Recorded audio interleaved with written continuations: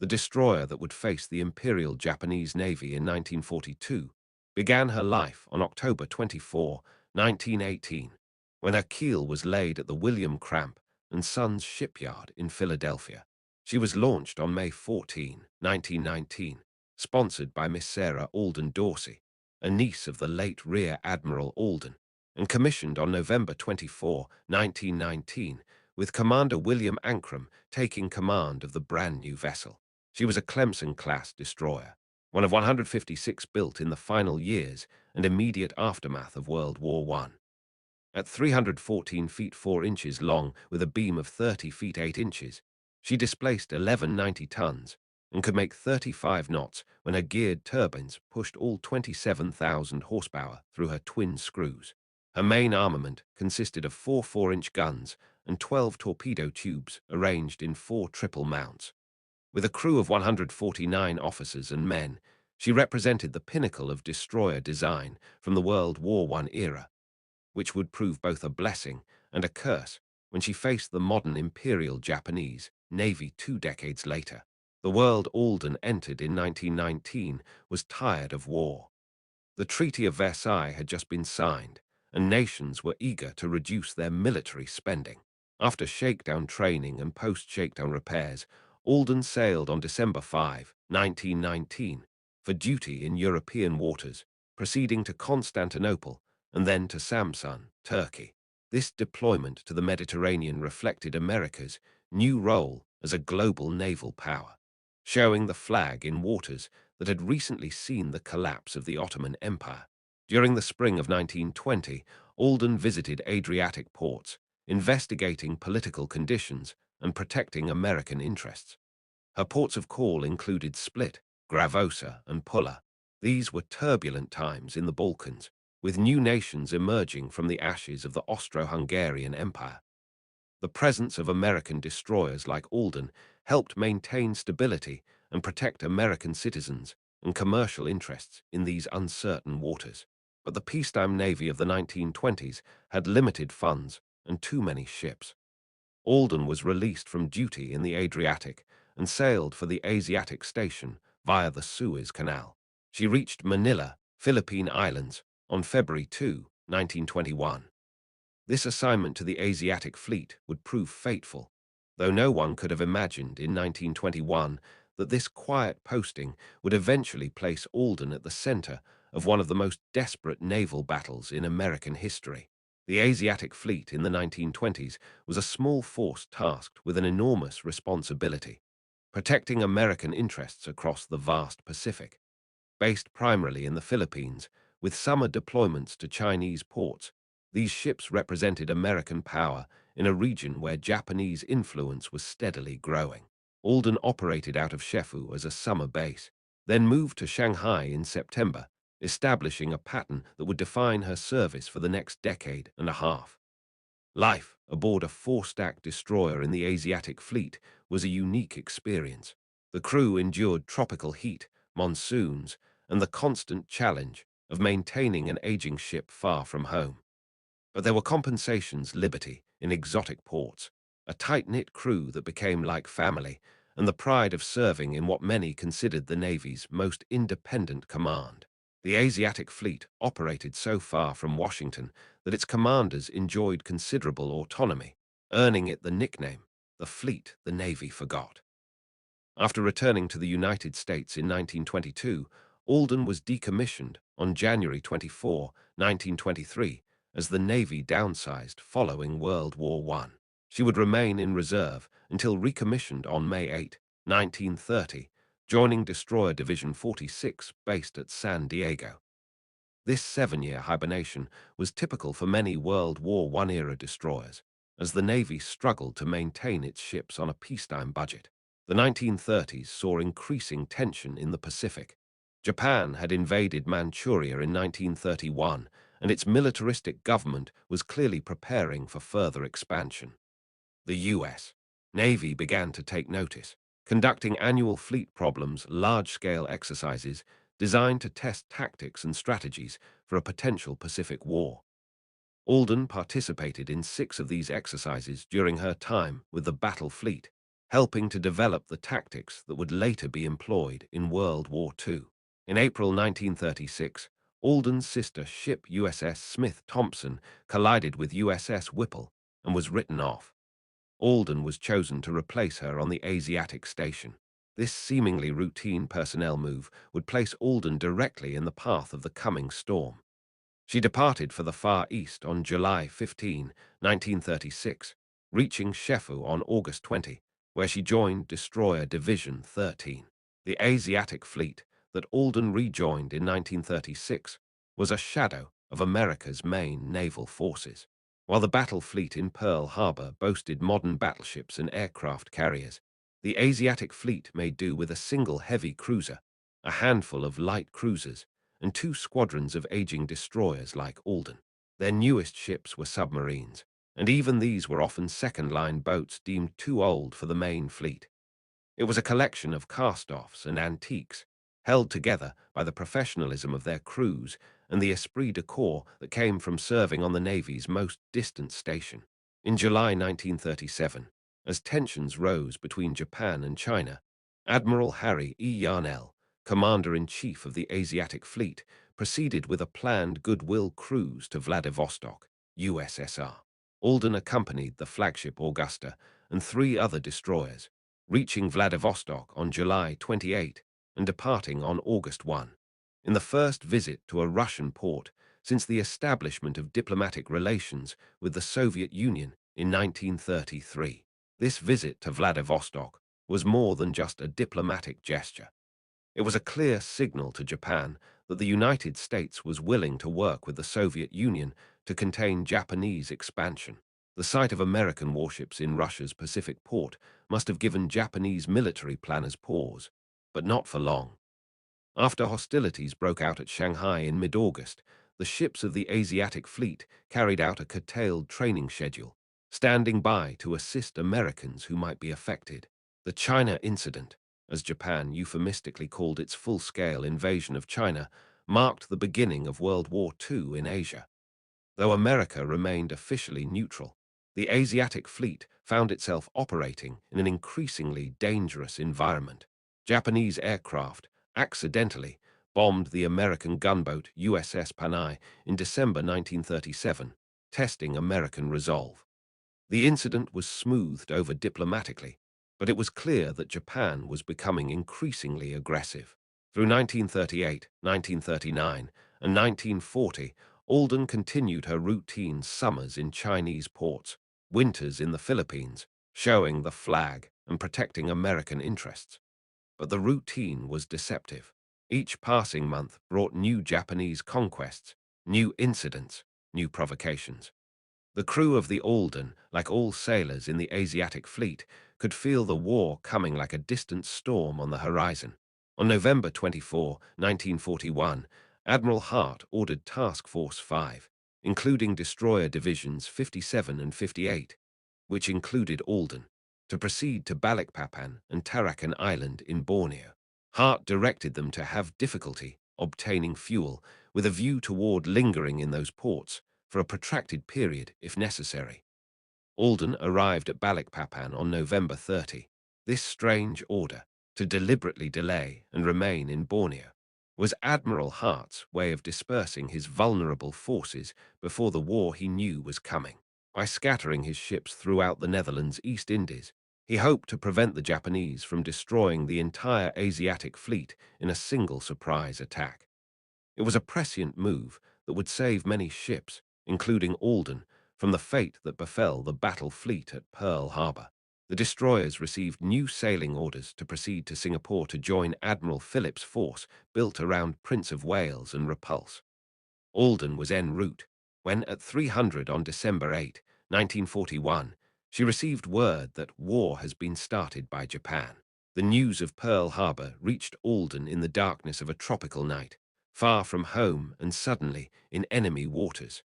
The war that everyone had expected but hoped to avoid had finally come. For the old four-stack destroyer and her crew, there would be no gradual escalation, no time to prepare.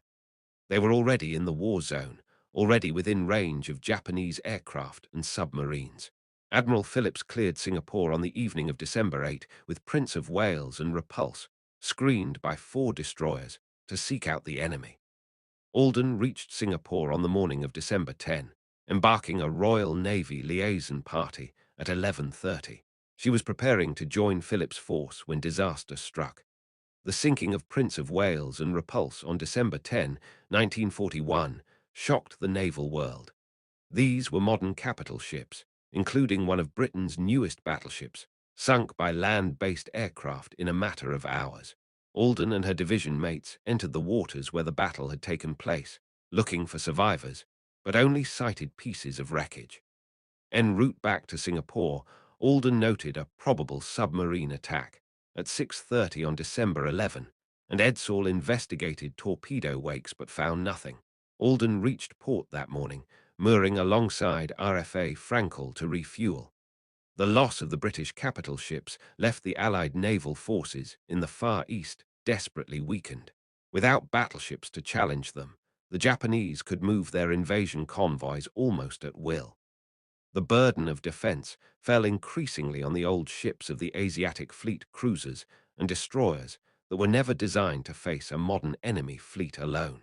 While in port, Alden lowered her flag to half-mast in tribute to the men lost in Prince of Wales and Repulse. On the morning of December 14, after disembarking the Royal Navy liaison party, she got underway with the rest of the division for Surabaya, Java, reaching that Dutch port late on the afternoon of December 15. Surabaya would become Alden's primary base for the next desperate months. This Dutch naval base on the north coast of Java was well equipped, but increasingly vulnerable as Japanese forces advanced southward through the Netherlands' East Indies. The international collection of ships gathering there American, British, Dutch, and Australian would soon be forced to work together in an unprecedented alliance. The creation of ABDA, American, British, Dutch, Australian Command, in January 1942 was an attempt to coordinate the defense of the Malay Barrier, the string of islands from Singapore through the Netherlands' East Indies that blocked Japanese access to the Indian Ocean and Australia. But ABDA was plagued by problems from the start. The 4 navies had different procedures, different signal codes, and in many cases, different languages. Ships that had never worked together were expected to fight as a coordinated force against a well-trained enemy. Alden, reassigned to Destroyer Division 58, spent the next several weeks escorting troop and supply convoys in support of efforts to defend the Malay Barrier. On January 20, 1942, she was escorting the oiler Trinity when the submarine I-123 fired 4 torpedoes at Trinity. All 4 missed, though Trinity reported the attack. Alden immediately reversed course and searched for I-123, made sound contact, and conducted a brief depth charge attack at 0641 before losing contact and abandoning the search. This encounter with I-123 would prove tragically ironic. The submarine would be sunk by Australian forces the very next day, but not before demonstrating how vulnerable Allied shipping had become. Through January and early February 1942, Alden continued her escort duties as the Japanese noose tightened around Java. Singapore fell on February 15, releasing large Japanese forces for the invasion of the Netherlands' East Indies. Bali and Timor were invaded, closing more escape routes. By late February, it was clear that Java itself would soon be attacked. On February 25, the Japanese captured Bali Island, giving them control over the eastern exits of the Java Sea to the Indian Ocean. That same day, the Japanese landed on Bawean Island, just 85 miles north of Surabaya. The trap was nearly complete. The Allied naval forces at Surabaya knew they faced a desperate situation. They were outnumbered, outgunned, and increasingly surrounded. But they had no choice but to fight.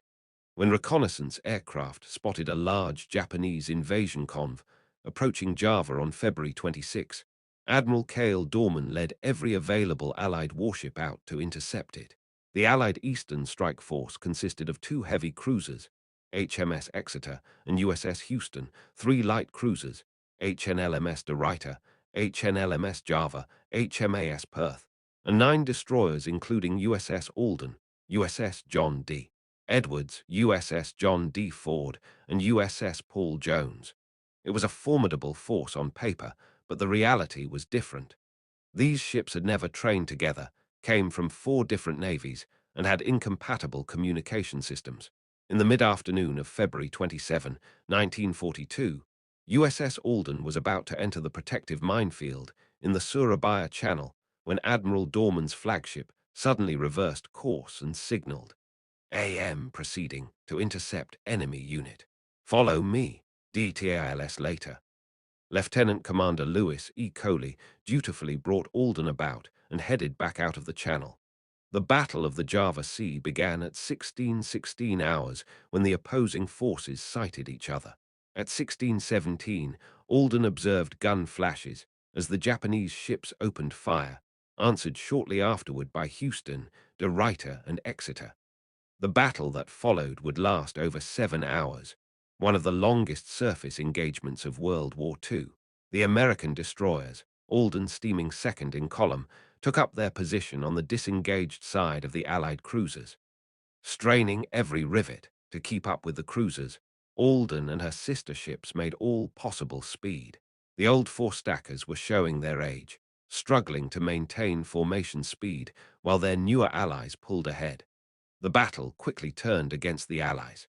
At 17:14, observers on board Alden noted Courtenay take a torpedo which broke her in two. The Dutch destroyer sank in less than 2 minutes, taking most of her crew with her. It was a shocking demonstration of the power of the Japanese Type 93 Long Lance torpedoes, weapons the Allies didn't even know existed. The Allied fleet changed course twice, in disarray due to accurate enemy gunfire and the threat posed by his superior torpedoes. The shell-damaged Exeter veered out of the Allied battle line. To cover her retirement, Alden and her sister ships laid smoke. The American destroyers' smoke screens would prove crucial throughout the battle, allowing damaged Allied ships to escape Japanese gunfire. As darkness fell, the battle continued. Admiral Dorman, determined to get at the Japanese transports, led his battered force in a series of attempts to break through the Japanese screen. The old American destroyers were placed in a column off Dorman's port quarter, on the anticipated disengaged flank, where they would be less likely to get in the way if the cruiser column needed to maneuver quickly. Rodney Guidry, aboard USS Alden, later recalled making a daylight torpedo attack on 2 Japanese cruisers and a destroyer. We fired our starboard battery of torpedoes and let the torpedoes get ahead of us. Then we turned 160 degrees to starboard to fire our port battery. All total, we fired the total battery we had. The old destroyers had shot their bolt, expending all their torpedoes in desperate attacks that failed to hit their targets. The battle reached its climax around 2300 hours when Japanese torpedoes found Admiral Dorman's flagship. De Ruyter and Java were both hit and sank quickly, taking Admiral Dorman and most of their crews down with them. The Battle of the Java Sea was over, and it was a catastrophic Allied defeat. Alden pulled into Surabaya at about 1 o'clock in the morning to find all of the Javanese yard workers gone. The crew pulled fuel lines and managed to get enough fuel to at least get underway.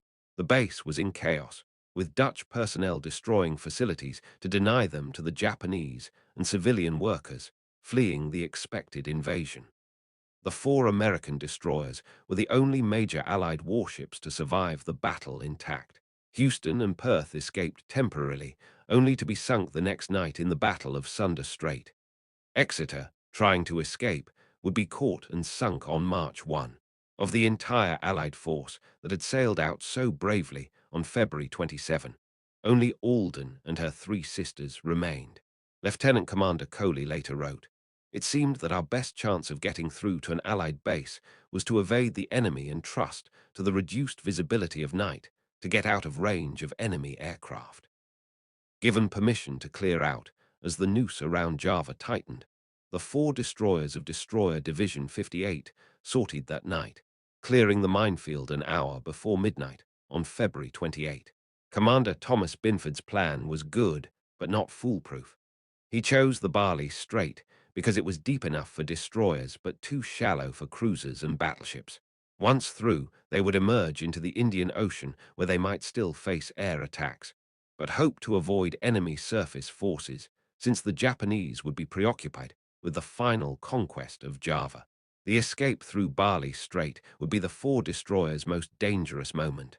The strait was narrow, the Japanese controlled both shores, and the bright moon would silhouette any ship attempting to pass through. But it was their only chance. The alternative was to remain in Surabaya and be destroyed by air attack or scuttled to prevent capture. Alden and the others steamed as close to the Javan shore as they dared, hugging the coast.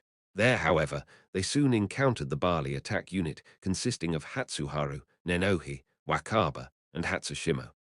Around 2:15, Alden spotted one destroyer almost due east, followed by two or more shortly after. As Guidry recalled, at the southern end of the Bali Straits, with the moon shining from west to east, we met three Japanese destroyers, and we opened fire on each other. The four old American destroyers were facing modern Japanese warships in confined waters, with nowhere to run and no room to maneuver. What followed was a confused night action. A short gunnery duel followed, before the U.S. ships laid smoke and escaped at full speed. The American destroyers used their last advantage, their crew's seamanship and their captain's courage, to break through the Japanese line. They encountered and were engaged by patrolling Japanese destroyers, but managed to escape. They arrived safely at Fremantle, Australia in the afternoon of March 4th. The four old four-stackers had done the impossible. They had escaped from the Java Sea when every other Allied warship had been sunk or forced to surrender. After reaching safety, the exhausted crews learned just how narrow their escape had been. As Guidry remembered, when we got south of Java, instead of going straight south, we headed west to confuse hopefully the Japs. We got south again, and headed south of Java, we crossed the path of about 100 men of war 4 hours apart. Another 4 hours of fast steaming, two planes were sighted from a carrier, and general quarters was sounded. The survival of Alden and her sisters was more than just good luck. It was a testament to the skill and courage of their crews, who had kept the old ships running despite battle damage and exhaustion. Guidry had been awake for 87 hours and slept through the final aircraft alert. He concluded, "And that, my friends, is just one of the awful things I went through in the first 85 days of World War II, when the Asiatic fleet bore the brunt of the fighting that saved many Americans from now speaking either Japanese or German." The escape of the four destroyers was one of the few bright spots in the disastrous Java Sea campaign. Between the Battle of the Java Sea, the engagement in Sunda Strait, and ships sunk while trying to retreat to Australia on March 1, 1942, the Allies lost 10 ships and over 2,000 sailors. This catastrophic defeat left the Southwest Pacific completely open to Japanese operations. But Alden's war was far from over. She served under the commander, Australia-New Zealand area, from March 28 until late May 1942, operating in the Southwest Pacific. Reporting to the area commander on March 28, 1942, Alden operated in these waters until sailing for Pearl Harbor, reaching her destination on June 7 en route to the west coast. The old destroyer had earned a respite. Following an overhaul at Mare Island Navy Yard, Alden commenced convoy escort duty between San Francisco and Hawaiian waters on August 11, 1942. Over the next 8 months, she carried out this prosaic but highly important task. After her dramatic escape from the Java Sea, Alden's remaining war service was less spectacular but no less important. She escorted convoys in the Pacific, then moved to the Atlantic, where she served with hunter-killer groups pursuing German submarines. On January 31, 1945, Alden was damaged in a collision with the fast transport USS Hater. The repairs kept her out of action for most of February. By 1945, the old four-stacker was showing her age. Built for a different war in a different era, she had somehow survived when newer and more powerful ships had been sunk. From June 2 to 13, she served as plane guard for the carrier Guadalcanal during pilot training at NAS Pensacola. This ended her active career. On July 15, 1945, Alden was decommissioned at Philadelphia, and on November 30, 1945, she was sold for scrap. Alden was awarded 3 battle stars for World War II for Asiatic Fleet operations. December 8, 1941, March 4, 1942, the Battle of the Java Sea, and escorting convoy UGS 36 on April 1, 1944. These modest awards hardly captured the full story of her service. The months of tension before Pearl Harbor, the desperate battles against overwhelming odds, the miraculous escape through the Bali Strait. The story of USS Alden is more than just the tale of one old destroyer. It's the story of the Asiatic fleet the Navy forgot, which held the line in the early, desperate months of World War II. With obsolete ships and inadequate resources, they faced the might of the Imperial Japanese Navy, and though defeated, bought precious time for America to mobilize. It's also the story of the men who served aboard these old ships. They knew their vessels were outclassed, knew the odds they faced, knew that many of them would not survive. Yet they fought with skill and courage that transcended the limitations of their equipment. The 4 stackers that escaped through Bali Strait carried with them not just their crews, but the honor of the United States Navy. The Battle of the Java Sea is often overshadowed by later American victories, Midway, Guadalcanal, Leyte Gulf. But for the men who fought there, it was their supreme test. They faced a victorious enemy at the height of its power, with allies they could barely communicate with, in ships that belonged in museums. That they fought at all was remarkable. That some survived was miraculous. When we remember the great naval battles of World War II, we think of mighty aircraft carriers launching hundreds of planes, of battleships dueling with 16-inch guns, of amphibious armadas stretching to the horizon. But we should also remember the old destroyers like Alden, built for an earlier war, manned by sailors who did their duty against impossible odds. The 4-stack destroyers were not supposed to be frontline warships in 1942. They were supposed to be in reserve or converted to other duties or scrapped. The Japanese certainly never expected these antiques to pose a serious threat. Their survival must have seemed impossible, 4 ancient destroyers escaping when modern cruisers and destroyers had been sunk. But perhaps that was why they survived. Because they were old, their crews had to be better. Because they were slow, their captains had to be smarter. Because they were weak, they had to rely on teamwork and courage rather than firepower. The Japanese expected to face modern warships fighting by conventional tactics. Instead, they faced determined men in obsolete ships who refused to give up. The escape through Bali Strait was a testament to the human spirit. 4 old ships, their crews exhausted from battle, their fuel tanks nearly empty, their torpedoes expended, somehow found the courage for one more effort. They charged through a narrow strait controlled by the enemy, fought their way past modern destroyers, and reached safety against all odds. In the end, the story of USS Alden is a reminder that wars are not won by weapons alone. They are won by the men and women who serve, who face impossible odds with courage and determination. The old 4-stacker that wasn't supposed to survive 1942 proved that the age of a ship matters less than the spirit of her crew. Today, nothing remains of USS Alden but memories and a few faded photographs. Her steel was recycled long ago, her name given to another destroyer that served in a different era. But her legacy lives on in the United States Navy's tradition of service, sacrifice, and determination against overwhelming odds. The sailors who manned the Asiatic fleet's old destroyers knew they were outmatched. They knew their ships were obsolete, their weapons inferior, their chances slim. But they also knew their duty, and they did it without hesitation. In dark hours when defeat seemed certain, they held the line and some, against all probability, survived to fight another day. When Miss Sarah Alden Dorsey christened the destroyer in 1919, she could never have imagined the desperate battle her namesake ship would fight 23 years later. The world of 1919, a world tired of war, hopeful for lasting peace, seemed to promise that ships like Alden would rust peacefully into obsolescence. But history had other plans. The destroyer built for the last war would fight in the next one, manned by sailors who weren't even born when her keel was laid. They would take their obsolete ship into harm's way, face the best the Imperial Japanese Navy could throw at them, and somehow, miraculously, survive. The emotional heart of this story isn't in the specifications of the ship or the details of the battle. It's in the courage of ordinary sailors who did extraordinary things. It's in the exhausted crew member who stayed awake for 87 hours, keeping his ship fighting. It's in the captain who led his ship through enemy-controlled waters with nothing but skill and nerve. It's in the gunners who kept firing even when they knew their weapons were outranged. These men didn't expect to be heroes. They were simply doing their job, serving their country, protecting their shipmates.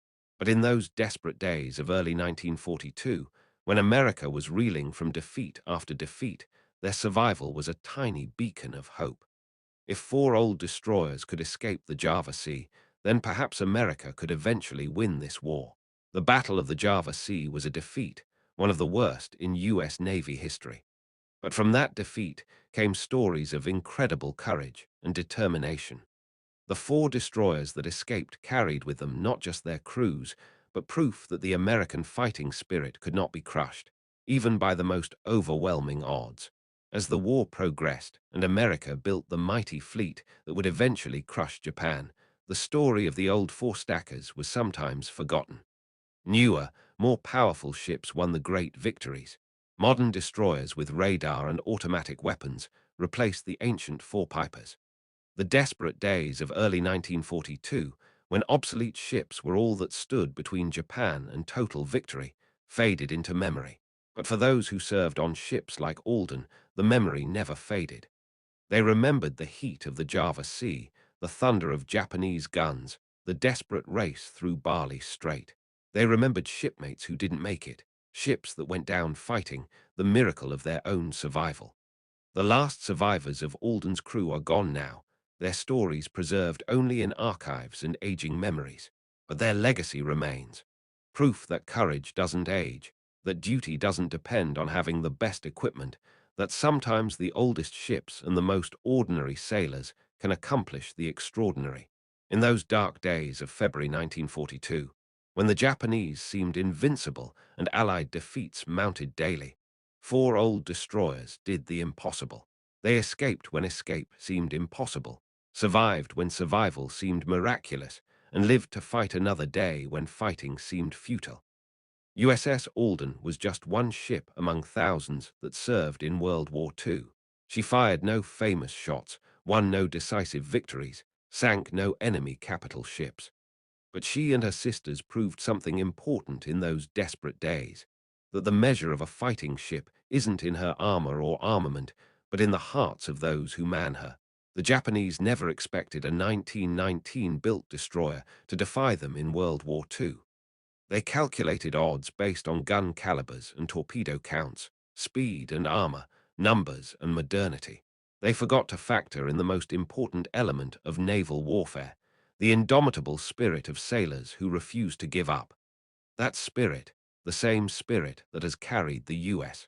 Navy through every challenge in its history, lived on in the old 4 stackers of the Asiatic fleet. Against overwhelming odds, facing a superior enemy, sailing obsolete ships, they fought with everything they had. Most were lost, but some, like Alden, survived to bear witness to their courage. When the final history of World War II is written, the escape of the 4 destroyers through Bali Strait may merit only a footnote. But for those who understand the true nature of courage, it stands as one of the Navy's finest hours. The night when 4 ancient destroyers, their crews exhausted and their ammunition spent, charged through enemy waters and won their freedom through sheer determination. The story ends where it began, with an old ship that wasn't supposed to be there, manned by sailors who did more than anyone could have expected. They turned an obsolete destroyer into a symbol of defiance, a rusty 4 stacker into a legend of survival against impossible odds. In the pre-dawn darkness of March 1, 1942, as Alden's lookouts finally spotted the open waters of the Indian Ocean ahead, they were seeing more than just escape from the Japanese trap.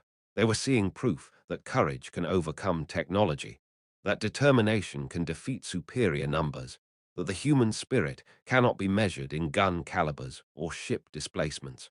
The old destroyer had done something the Japanese thought impossible. She had defied their overwhelming superiority, escaped their trap, and lived to fight another day. In doing so, she proved that the age of a warrior matters less than the size of their heart, and that sometimes, just sometimes, the oldest fighters write the newest legends.